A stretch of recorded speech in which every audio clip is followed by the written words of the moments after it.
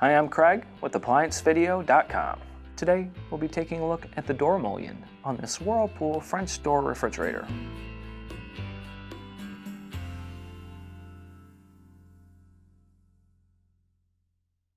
Stop. Before beginning any repair, always be sure to disconnect the power to the appliance.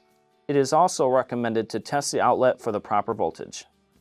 The main reason why you'd be replacing a door mullion is if the unit is building up condensation on the door mullion itself and maybe around the seals.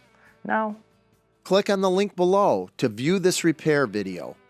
ApplianceVideo.com guides you step by step, giving you the confidence to avoid recalls and callbacks, also saving time on repairs. Whether you're up against an uncommon repair or the latest appliance on the market, our videos have been created with you in mind. Our growing library of videos have been produced using our factory-certified technicians who have extensive infield experience over the past 30 years. ApplianceVideo.com provides high-quality repair videos that anyone can follow, regardless of their skill level. We are here to help. Click on the link below to view this repair video and let us help you do it right the first time.